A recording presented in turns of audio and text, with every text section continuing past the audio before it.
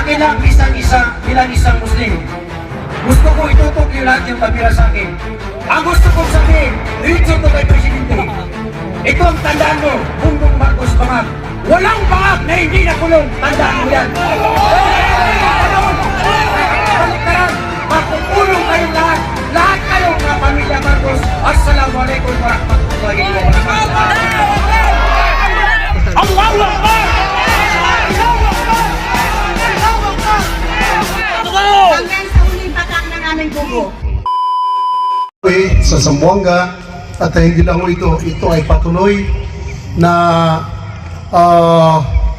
sama-sama po kami hanggat po walang linaw na hindi po may balik sa Pilipinas ang ating mahal na Pangulo dahil ang nangyari po ay sa kasaysayan ng Pilipinas ay first time story ang nangyari itong paghuli at pagkidnap sa ating mahal na Pangulo.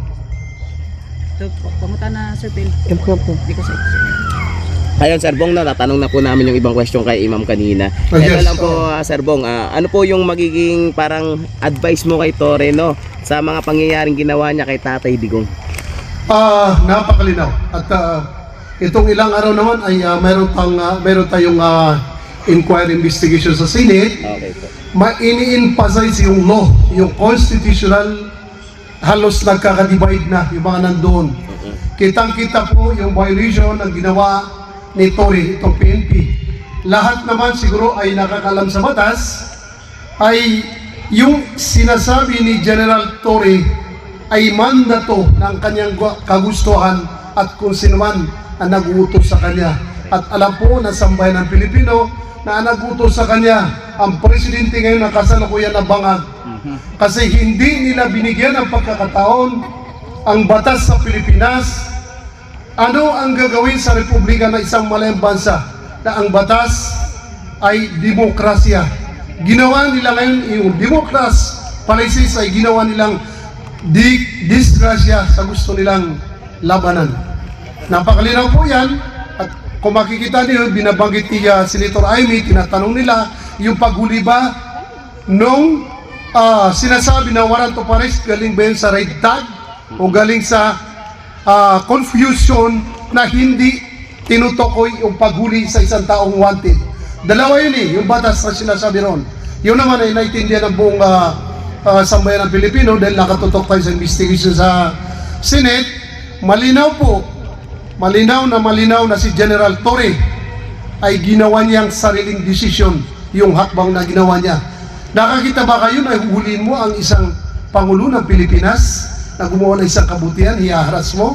Nakakita ka na isang opisyal na military na yung abogado ng isang hinuhusgaan ay hahatakin mo, tatanggalin mo, na yun ang dapat i-provide, dapat yun ang nandoon sa kapaligiran ng mga taong inuhuli ang kanilang abogado dahil yun ang sinabi ng batas.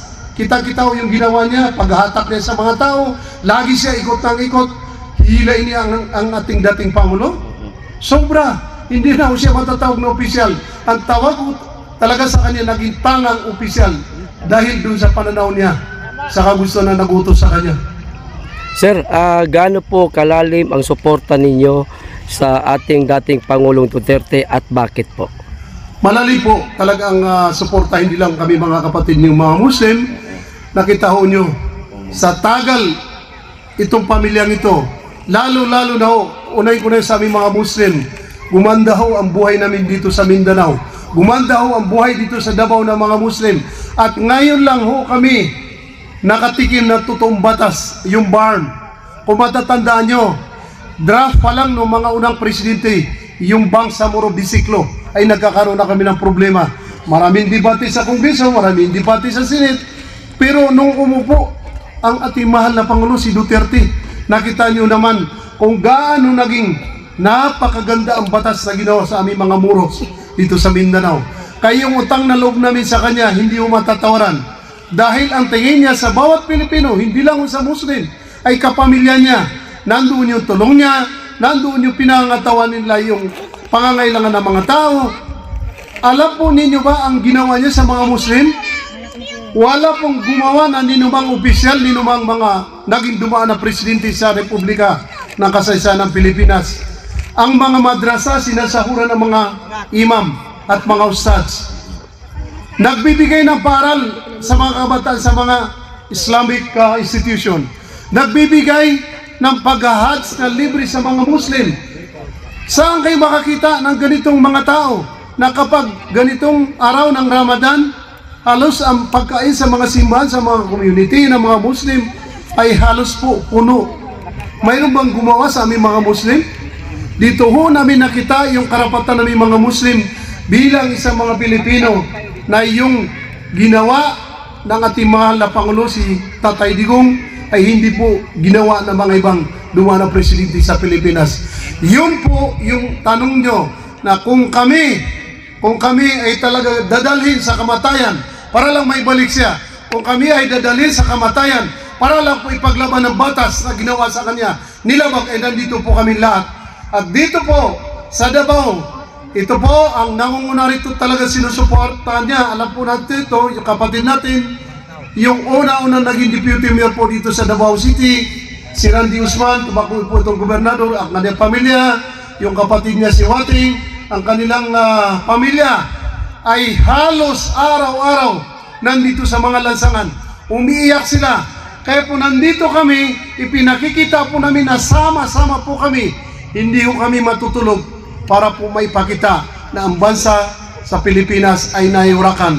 Kung matatandaan po ninyo sa mga reporter po, ang batas sa Pilipinas ay malinaw. Yung sovereignty, yung soberanya ay nalabag. Hindi lang si Presidente. Saan kayo nakakita na dumating dito walang karapatan dito na ibang country ibibigay nyo isang Pilipino sa kanila? Ibig sabihin walang batas sa Pilipinas, umiral? Kaya ito sinasabi ng mga ibang leaders sa Pilipinas, kung ito ay pairalin, itong administrasyon ni Marcos, baka ang mga tao, mga Muslim, bumalik, mag-rebuild at lumaban sa gobyerno dahil walang batas na nangyari sa kasalukuyan. Sa ngayon po, sir, ano po ang inaasahan ng mga kapatid nating Muslim sa administrasyon ni Marcos? Siguro ang nakikita po natin, parami ang mga tao ngayon na nagsasabi na nawawala yung tiwala po nila sa kasalukuyang administrasyon. Para sa akin, parang wala na ho kami inaasahan. Nalabag nga nila yung presidente, nalabag nila yung karapatan ng ating mahal na Pangulo, nalabag nila yung matanda, nalabag nila sa Pilipino. Para sa akin, wala na ho kami tiwala sa kanya. Ano pa ang natitira na tiwala sa kanya? Nakikita natin sa ilang buwan nagkakaroon ng investigation hanggang sa dumating sa Supreme Court, nagkakaroon ng investigation yung billion, trillion, ninakaw nilang pera, ninanakaw pa nila ang karapatan ng tao, ninanakaw pa nila ang batas sa Pilipinas para pagtakpan. Dahil napakalinaw, is political motivated lang, ginagano nila ang Pilipinas. Dahil ang pangarap nila sa 2028 ay mapindaw nila si Vice President, si Sara Duterte at itong pamilya para sila ang magpatuloy sa kanilang kawalangian. Napakalayo yung pangarap ni Tambaloslos. Wala na ho naniniwala sa kanya. Napakalayo. Sino ba sila para pa ipagpatuloy yung ginawa nila? Nagawa nga nila sa ating mahal na Pangulo, tayo pa kaya kami pa kay mga maliit na mga Muslim. Kaya kami po, magbantay po tayo. Dahil kaya po kami nandito po kami sa tahanan po ng ating mahal na Congressman, si Pulong Duterte, dito po sa Davao City. Dahil nandito yung lahat ng mga Muslim, dito namin pinagpapatuloy yung dua. Ramadan namin, hiningi namin sa Allah, Ya Allah, ibalik si Presidente, Ya Allah, protektahan itong pamilya, at Ya Allah, magising si President Bangag at ang kanyang mga kasamahan. Natigilan nila ang pagsira sa Republika ng Pilipinas at ang pamilyang ito. Dahil wala na po yung pangarap nila, sinisigurado natin sa pangarap nila sa 2028. Sir Bong, sa tingin niyo po ba yung ginagawa ng kasalukuyang gobyerno sa ating dating Pangulo o sa pamilya ng Duterte ay pamumulitika pa po ba or personalan na? Alam niyo, napakalinaw. First, politika. Ngayon, personalan na. Bakit? Ang nakikita ba ngayon ng taong bayan ay hindi malinaw yung dalawa na binanggit natin? Politika dahil ayaw nila na maalis sila, dahil natikman nila. Alam niyo, ito si President Bangag, higit pa ho ito sa ginawa ng tatay niya. Diktador na. Napakalinaw yung ginagawa nila. So, napakalinaw na personal nila ginagawa ito. Gaano kasakit yung nakita natin dumating ating mahal na Pangulo pagkatapos diretso sa airport dito sa may bis ng kasundaluhan. Nakaready na yung aeroplano. Hindi nila binigyan ng pagkakataon yung mga petisyon para ipasok sa Republika ng Pilipinas na doon inuli ang ating mahal na Pangulo para mabigyan kaagad yung mga petisyon na iniakyat sa Supreme Court. Ang binabanggit nila ilang oras na, kahit na wala pang justification dun sa warrant na ngayon nagkakaroon ngayon ng problema sa sinitiring. Yung red tag, kasi ang sinasabi na red tag, malinaw ito, iyon yung warrant na dala ng Interpol. Pero confusion ang binabanggit ng director nung tumanggap ng warrant. Ibig sabihin, ang kahulugan, yung confusion, iyon yung paglilinaw sa paghuli sa tao. Hindi pa sinasabi na ang tao ay huhuli na para dalhin. Kaya malinaw ngayon, salungat ang sinasabi ng DOJ, salungat ang sinasabi ng PNP, salungat ang sinasabi ng Interpol. Napakalinaw to sa nakaraan itong mga hearing. Paano po maipagtatanggol pa ng ating mga kapatid na Muslim ang dating Pangulong Duterte? Ito po ang pagtatanggol na talaga pagsasama-sama natin. Hindi lang ho kami, tayo mga Pilipino. Opo. Wala na ho tayong karapatan bilang Pilipino sa nangyaring ito. Bakit ayaw pa nating magkaisa tayo? Siya nga sa ating mahal na Pangulo, napakatanda niya, nagawa nila, tayo pa kaya mga mahihirap na Pilipino, kami pa kaya mga mahihirap na Muslim. Kapag gusto nila, baka ako nga kinabukasan nakulong na ako sa kayong mga ibang mga nagsasabi na mga kasama natin. Dahil ang Pilipinas ay para sa akin, naninindigan ako ngayon na parang wala na yung demokrasya. Dahil sa nangyaring ito, wala na tayo dapat pag-itindihin kung hindi tayo, sama-sama po tayo, may balik po ang ating mahal na Tatay Digong sa Pilipinas at may pagpatuloy ang kanilang serbisyo sa bawat Pilipino. Yan lang po ang pangarap natin. Sir Dong, naniniwala ka ba na dapat may mananagot sa itong pagdakip o itong paggita po kay dating Pangulong Duterte? Sigurado tayo may mananagot kasi hindi naman alam po natin na Pilipinas, napakaraming matitinong opisyal, napakaraming matitinong elected official, maraming Pilipino. Alam ba niyo na halos alam natin to, hindi lingit sa kalaman natin, marami pong military na umiyak, nakakita na kayo na may nag-resign, marami pong nasa Supreme Court na masakit sa kalooban nila, marami nasa institusyon na ibang gobyerno na yung pagsisisi, yung pagbibigay na talagang kahulugan na hindi maganda nangyari, halos sila na po nagsasabi na. So ibig sabihin, umasa po tayo, hindi ako naniniwala na hindi natin makamtan na mawalang bisa yung ginawa ng ICC na in-implement po ng national government na hindi naman talaga kagustuhan ng ICC. Dahil kung makikita ninyo, buong mundo, hindi dapat magsalita ang United States of America, China, iba't iba, at makikita natin na buong mundo ay sumama para po magsalita na mali ang ginawa ng PNP sa Republika ng Pilipinas, mali ang paghuli sa ating dating Pangulo. Ibig sabihin, makakamta natin sigurado ang kalayaan ng ating mahal na Pangulo. Makikita po natin na may mananagot rito dahil hindi lahat ng opisyal ay masamang tao. Sir, sa palagay niyo po ba maaaring magdeklara si Marcos ng martial law? Marami na po nagsasabi niyan. Dahil kung magaling sila sa intelligence, magaling din sa intelligence ang lahat ng grupo ng Pilipinas. Pare-pareho tayo. Nakahanda po yan. Alam po nilang gagawin nila kasi ginawa na nila at lahat ng mga naririyan sa likuran niya ay magagaling na tao yan. Nagawa nga nila, kita tayo Digong, nakawin ka agad. Ito pa kaya martial law? Ang sinasabi ngayon, may nakalaan ngayon na 3 resolution na pwede nila i-aresto sa mga tao na mga nagsasalita sa lansangan. Pero hindi ho tayo dapat matakot. Dahil ang Pilipinas, mas marami po yung majority ngayon na nagsasalita na nalabag ang batas, ninakaw si ating mahal na Tatay Digong, inalisan po ang karapatan ang bansang ito. So ibig sabihin, wala po tayo dapat ikatakot. Sabi ko nga kagabi, kung ikukulong nila tayo, saan tayo magkasya na kulungan? Ang nakikita natin ngayon, milyon ang tao na nagsasalita para po ibalik po sa Pilipinas si Tatay Digong. Ayun, maraming salamat sir. Ano po masasabi nyo doon, sir, sa nangyari sa mga blank item sa BICAM at baka kalaunan naging gaan na? Alam niyo, sa totoo lang, ako, siguro pare-pareho tayo. Kaya lang naman nagkakaproblema eh. Mahirap lang siguro kung masunto ako rito, dapat ko sabihin. Kasi mayroon tayong freedom of expression. Pag alam po natin ang batas, kailangan banggitin natin. Yung nangyari sa Congress ay politika eh. Napakalinaw. Yung nangyari sa impeachment sa ating mahal na Vice Presidente ay politika. Napakalinaw. The same kung ano ang ginagawa nila hanggang ngayon, yung pagpapatuloy, ang motivated lang is only political dito sa this coming 2020. Alam po niya ng taong bayan yan. Dahil maraming abogado po tayo nakaupo na pinag-aralan, lahat ng ginawa nila. Pero umasa ang mga tao na gumawa ng kalokohan sa pamilyang ito. Babalik at babalik sa kanila dahil ang mundo ay umikot. Hindi naman nanatili ang mga tao doon din sa kapangyarihan. So, ang mensahe na lang natin na Sir Bong sa lahat po ng mga kapatid Muslim. Yun nga, ulitin ko, Assalamualaikum warahmatullahi ta'ala wabarakatuh sa lahat ng mga kapatid natin sa buong Pilipinas. Ang kailangan araw ngayon ng dasal dahil Ramadan.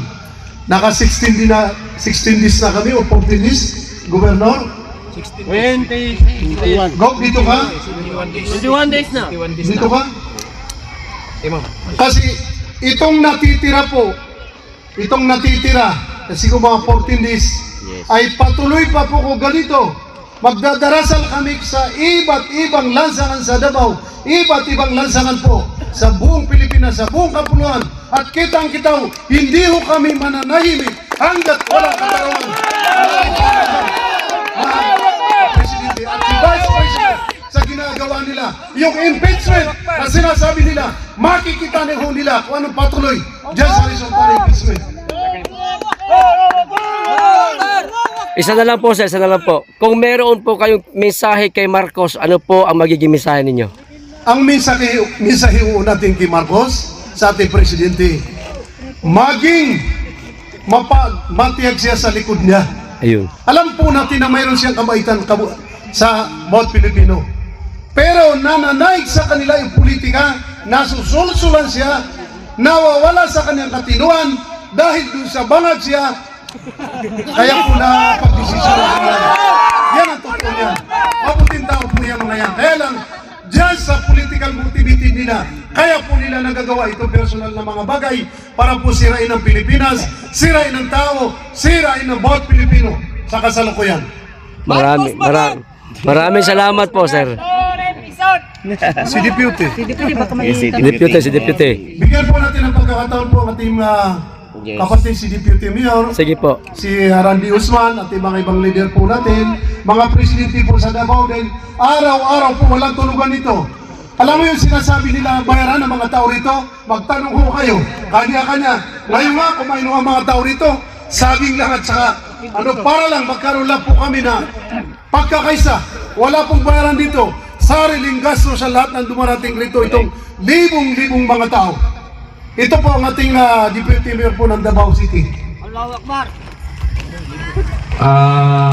Assalamualaikum warahmatullahi ta'ala wabarakatuh. Na ipahintulot natin muna sa ating alim kung pwede ba itong gawin natin na maghingi kay Allah na yung lahat ng mga Muslim sa bawat mundo na tulungan nila na hingin kay Allah na ibalik nila ang aming Presidente Rodrigo Roa Duterte. Nandito po kami para ipaalam sa mga kapatid natin na mga Moro na ngayon, oras natin ngayon na Ramadan. Itong Ramadan ngayon ay kung ano ang hingin mo kay Allah ay ibibigay sa iyo. Kaya yung nasabi ng mga kapatid natin na si Bong at saka itong si Alim na ito ay pinakabaluktot na panggobyerno. Papayag ba kayo na hanggang ngayon ay mayroon tayong gobyerno na presidente na baluktot? Hindi! Kasi kung ang presidente natin ay baluktot, baluktot din tayong lahat na nakatira sa Pilipinas. Baluktot din tayo na mga Pilipino. Ano ang sagot dyan?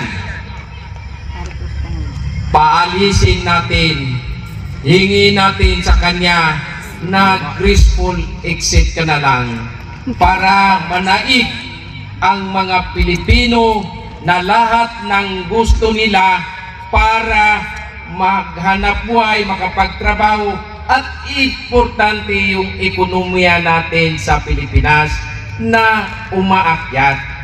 Ngayon, tingnan ninyo, yung sabi niya na bigas na paakyatin. Kung mababa, baliktad. Sabi niya, gawin niya 20 pesos. Saan ngayon ang 20 pesos?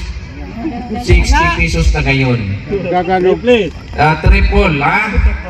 Pangalawa, bakit ang Supreme Court hindi sila mag-desisyon ng gusto? Alam naman nila na yung pag-aristo kay President Rodrigo Duterte ay illegal. Kinidnap yun. Bakit mo isusurinder yung Pilipino na ibigay mo sa ibang bansa na doon mo pa-imbestigar, doon mo ibibigay yung saligang batas? Wala ka bang tiwala sa husgado natin dito sa Pilipinas? Parang malaking insulto ito sa ating Supreme Court. Dahil pinayagan natin na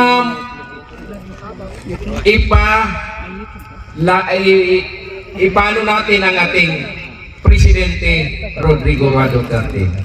Ikalawa, hinihingi din namin kay Allah na itong congressman namin na si Paulo Pulong Duterte, kaya nagkanduri siya dito dahil ngayon 24 ng March ay birthday niya.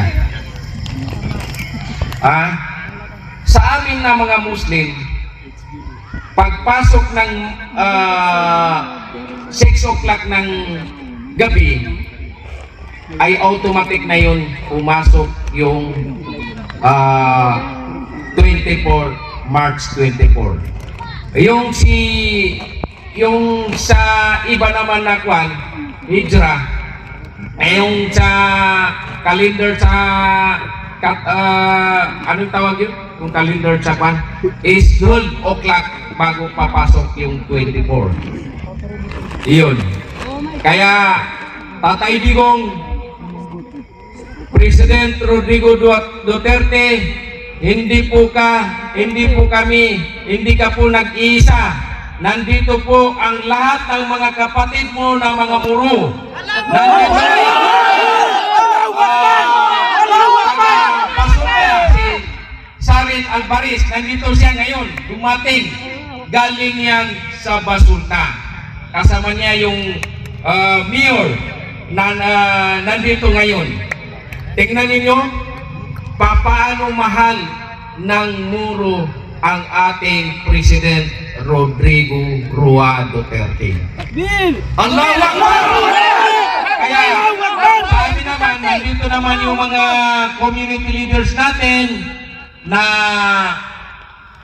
naggugurdya sa mga bahay ng ating mahal na mga Duterte family. Araw-gabi, nandito po kami para i-protect namin ang mga Duterte family. Pakinggan natin yung president natin sa Bangkiruan Masjid na pinaka-old na masjid dito sa Davao ng Maranao Community. si Dato Kamid Dima. Assalamualaikum warahmatullahi taala wabarakatuh.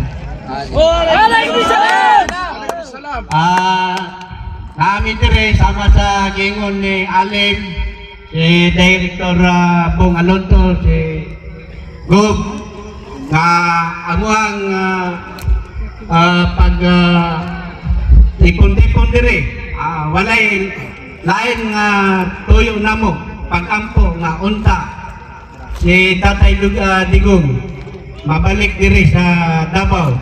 Kay kami nga mga maranaw diri sa Akuan, Davao, di yun mimundang kutob nga dili makabalik diri si Tatay Digong sa Davao. Ang dami nakamatay nga mabalik si Tatay Digong sa Davao. Allahu Akbar! Allahu Akbar! Pakinggan natin yung galing sa Basilan, Sulu, Tawi-Tawi, si Prince Saren Alvarez. Assalamualaikum warahmatullahi ta'ala wa barakatuh.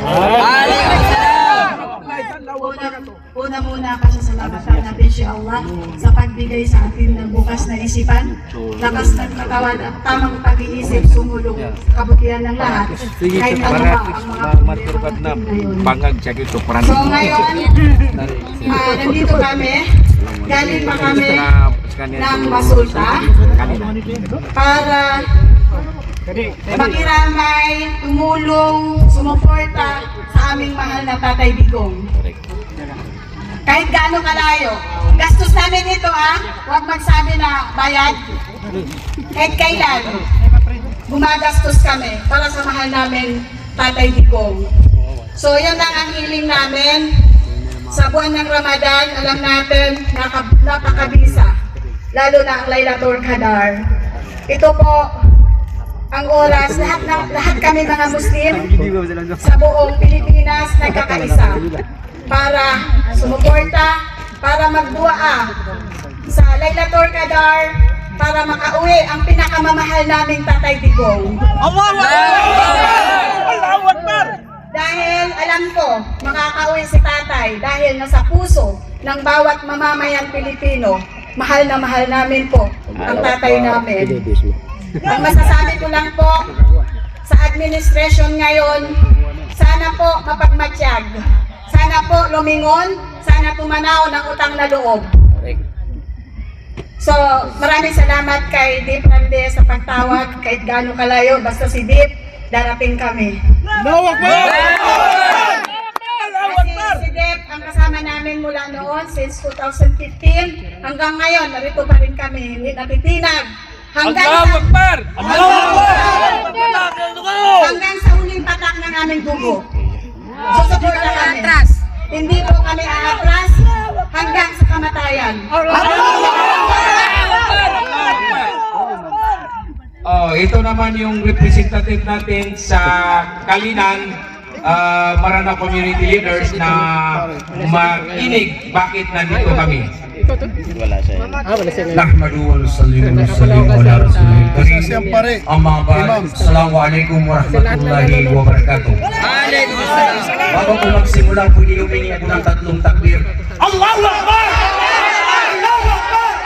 Allahu Akbar! Una sa lahat, nais namin magpasalamat galing Kalinan. Marami kami. Di kami nagdalawang isip na pumunta rito para lang maipakita sa ating mahal na Pangulo, President Rodrigo Roa Duterte at sa kanyang mga pamilya na andito kami lahat para makita niya ang 100 support namin sa Duterte family.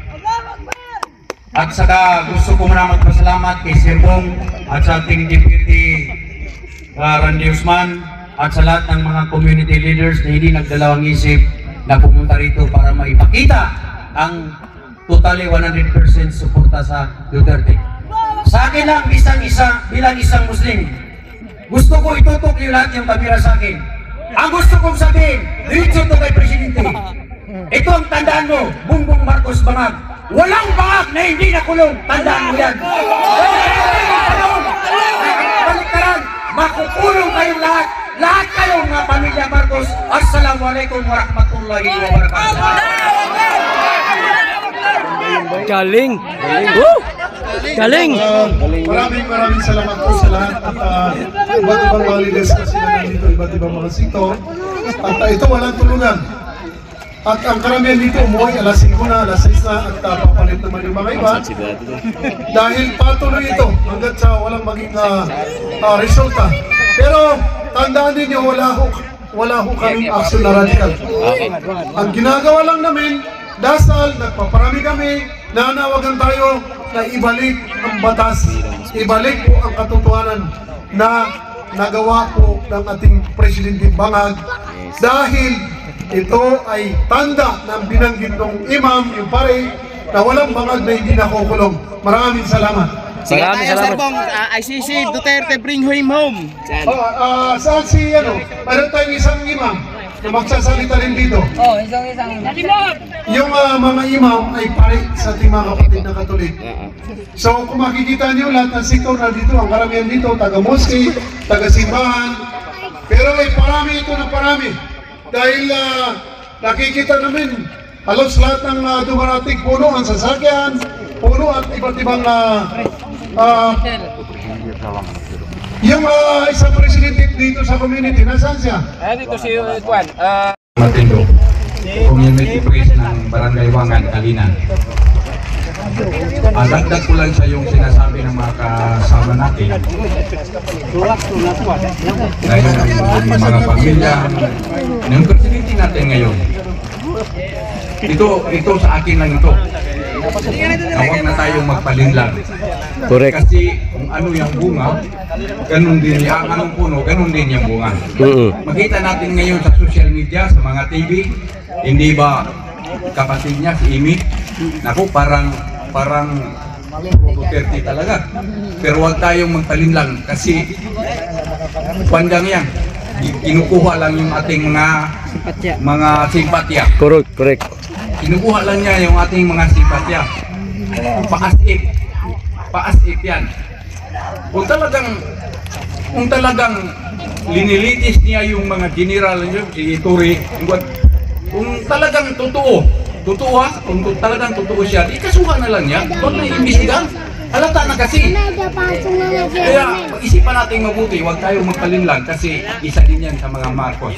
Okay. Kung talagang may kasalanan, bakit mo pa kakasuhan? Bakit mo pa iimbestigahan? Kasuhan mo na lang. Kaya mag-isip tayo ng mabuti.